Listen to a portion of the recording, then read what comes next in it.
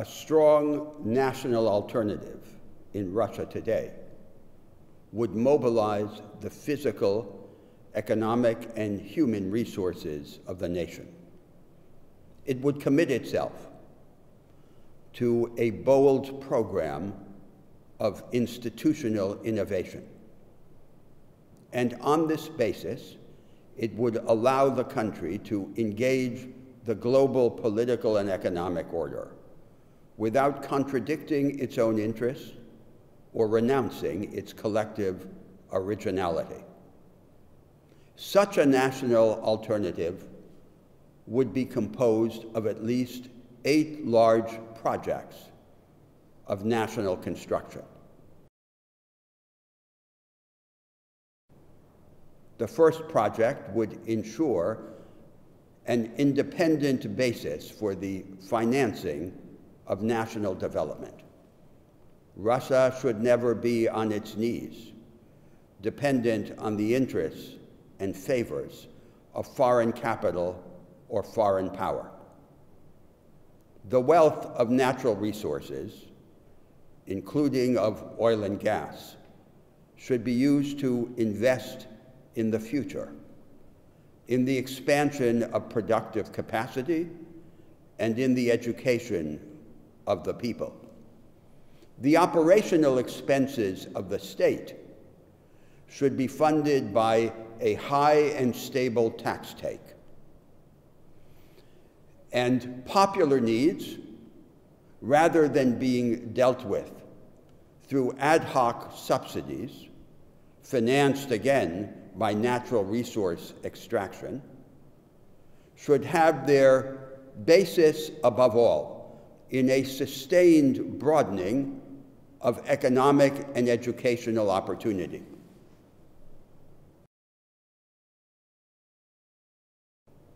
The second large project should be the democratizing of the market economy. It is not enough to regulate the market. It is not enough to compensate for the inequalities generated in the market by resorting to retrospective redistribution through tax and transfer. It is necessary to change the market in its institutional content and its legal expression so that more people have more access to more markets in more ways. The institutional reconstruction of the market economy is the real condition for social inclusion and for the sustained broadening of economic opportunity. That means a reinvention of industrial policy. Russia cannot advance by simply superimposing on its oil and gas sector, or more generally on primary production, a sector of high technology isolated from the rest of the national economy. Technology and science must be instruments to serve the structural transformation of every sector of the system of production. The main beneficiaries of the new industrial policy should be the multitude of small and medium-sized firms that produce most of the output and create the vast majority of jobs. The method should be to expand access in favor of these enterprises to credit, to technology, to advanced practice and advanced knowledge. And the condition for the flourishing of this inclusive but advanced productivism is the gradual development of a new institutional framework. On the vertical axis, in the relations between the government and private firms, what should be advanced is a new form of decentralized strategic coordination, between the state and private business. A form that is pluralistic, participatory, and experimental, and that takes as its task to disseminate the advanced productive practices and the superior technology and science through large sectors of the national economy. There is no need to choose between the two models of government-business relations that are now available in the world. The American model of arm's-length regulation of business by government, and the Northeast Asian model of formulation of unitary trade and industrial policy imposed top-down by the bureaucratic apparatus of the state. On the horizontal axis, in the relations among firms, especially small and medium-sized businesses, the state should seek to support new regimes of cooperative competition so that these firms can cooperate with one another, pooling resources and achieving economies of scale, even as they continue to compete against one another. Agriculture is not simply an exception. Agriculture can be a vanguard of this new economic model. Science and technology can be transferred to small and medium-sized firms only within an institutional framework like the one that I have just described. A framework characterized by decentralized strategic coordination between government and business, and by cooperative competition among businesses.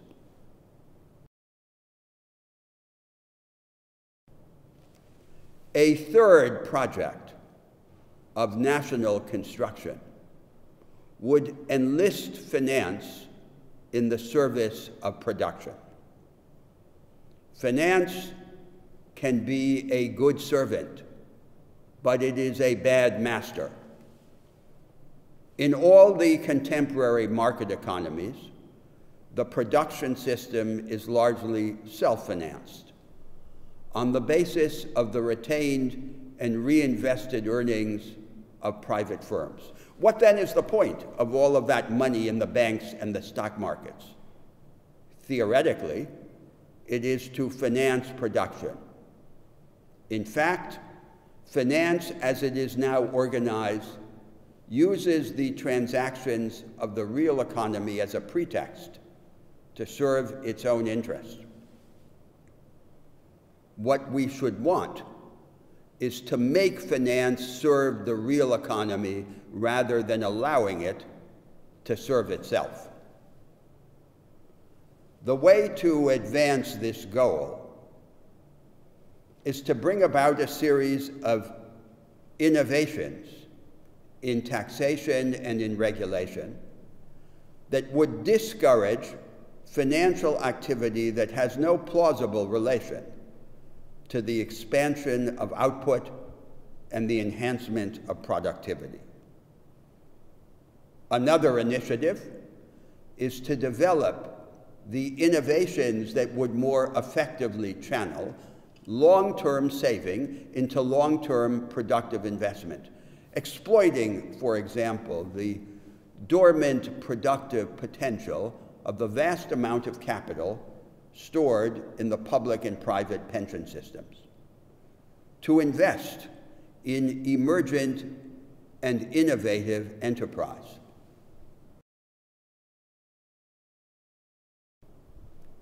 A fourth project of national construction is to bring about a radical change in the character and quality of public education. A democratized market economy and a deepened democracy require capable citizens. Education must be analytic and problem solving in its method, rather than oriented to information and to memory.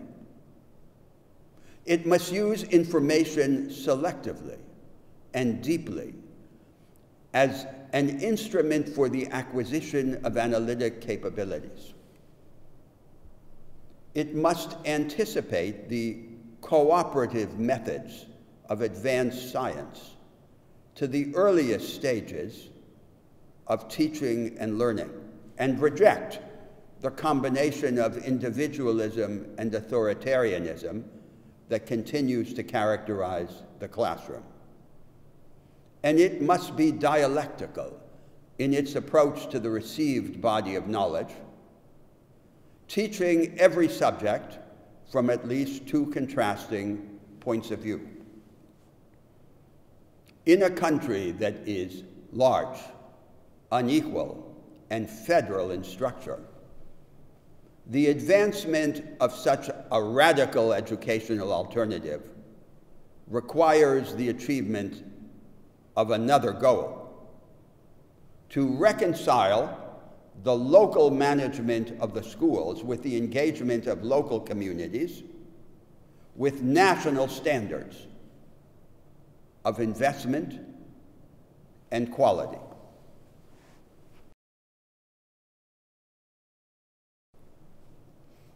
A fifth project of national construction is the enhancement of the quality of public services, including the services of health and education. Public services make people. Now, what we have generally available in the world today is the provision of standardized, low-quality public services by the bureaucracy. Low quality in the sense that they are of lower quality than the analogous services that can be bought on the market by people who have money. The only alternative to this bureaucratized provision of low-quality public services appears to be the privatization of public services in favor of profit-driven firms. There is, however, yet another option, which should become increasingly important in the 21st century and can have a central role in Russia. The other option is for the state to prepare, equip, finance, and coordinate independent civil society so that it share in the competitive and experimental provision of public services. That is the best way, not only to enhance the quality of the services, but also to inspire the self-organization of civil society outside the state.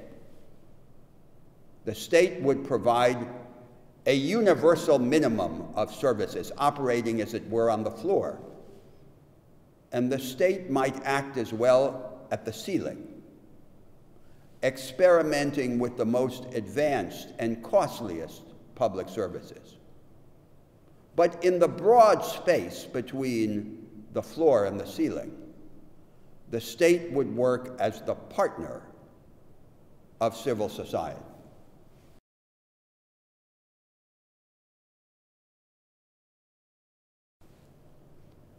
A sixth project of national construction is to provide an adequate practical basis for social solidarity, for the cohesion of the country. The country should not be a collection of tribes. It should unite around a national project. Today, in the rich Western countries, the only basis of social solidarity is the organization of money transfers through social programs by the state. But money is too weak a social cement. The only adequate basis for social cohesion is direct responsibility to take care of other people, of the very young, of the very old, of the needy, of the infirm, of the vulnerable, outside the boundaries of one's own family. Direct engagement. Every able-bodied adult should have at least two positions in society: a job in the system of production and a social responsibility. Social service, even mandatory social service, could, for example, be an alternative to mandatory military service.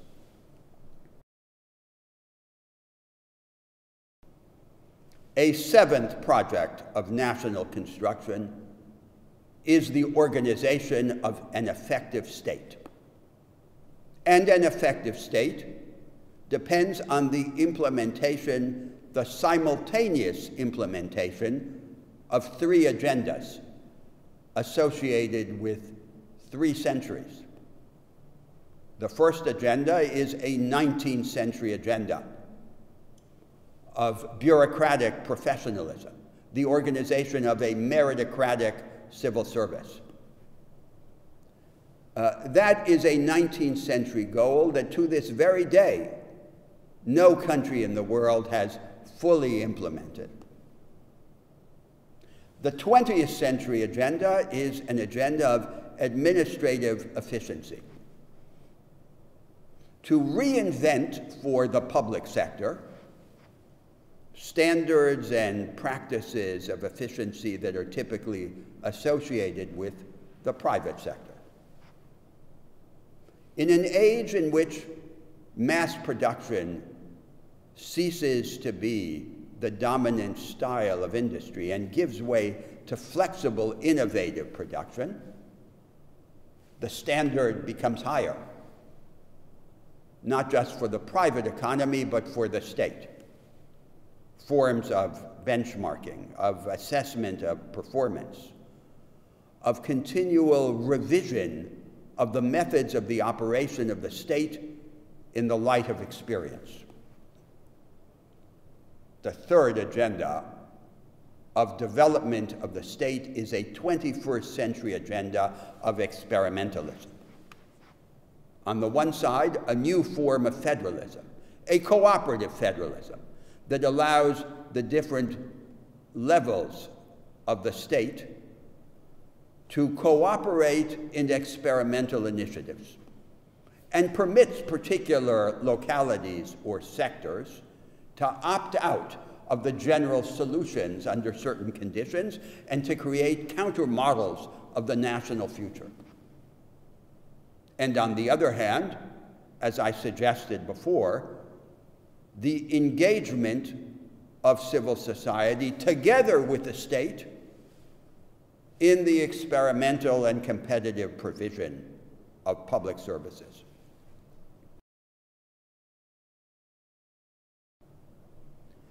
The 8th project of national construction is the development of a high-energy democracy.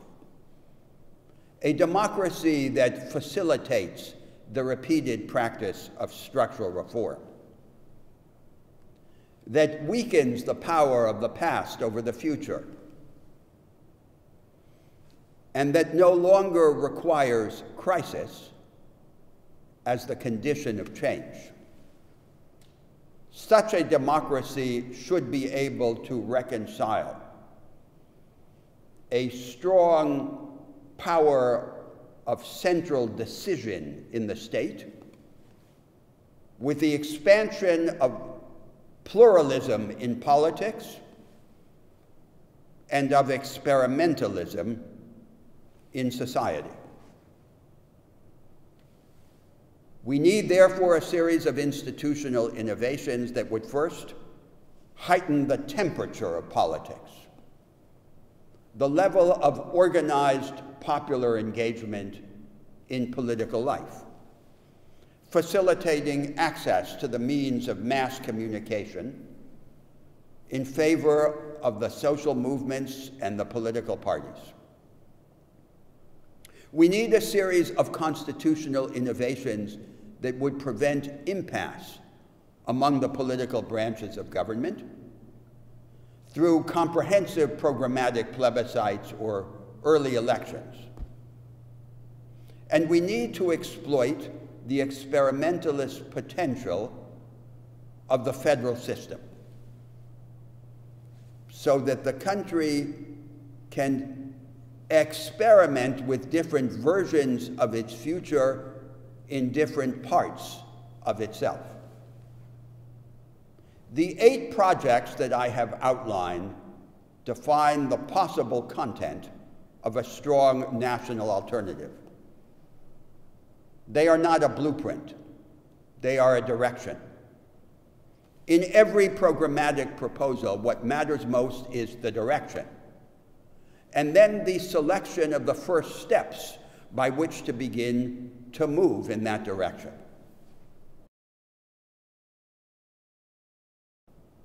One might ask, is there in Russia today a real basis for such a national alternative? Indeed, there is.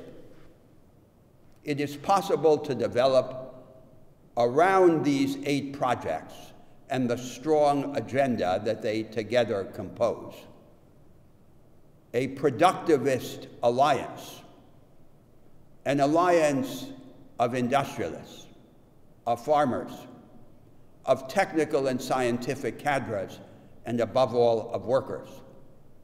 A productivist alliance to serve as a counterweight to the interests of profiteers, of parasites, of rentiers. The problem is not that such an alliance is impossible. The problem is that this alliance and this project still lack an intellectual formulation and a political voice.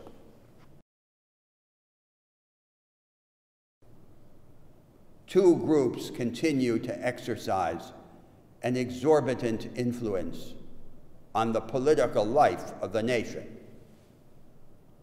One group seeks to defend the current apparatus of the state as the salvageable residue of the Soviet Union. Its legitimate concern is to prevent the collapse of the state, to preserve the margin of maneuver of the Russian people in the future. But this overriding security concern is today sterile because it lacks a programmatic vision. It is bereft of a project for the structural transformation of the country, a project that could equip the majority of the Russian people and provide them with the economic and educational instruments to make something of their lives.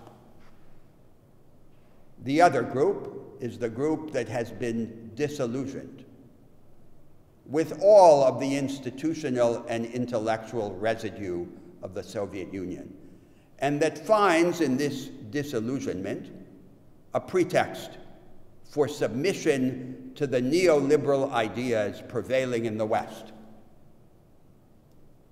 and a pretext as well for individual profiteering. What the country needs is the emergence of a third group, a group of patriots who can embrace and develop a strong national alternative such as the one that I have just described. Courage is not enough. It must be allied to vision, and above all, to institutional imagination. Imagination. Imagination to the rescue. On the emergence of this third group depends the future of the nation.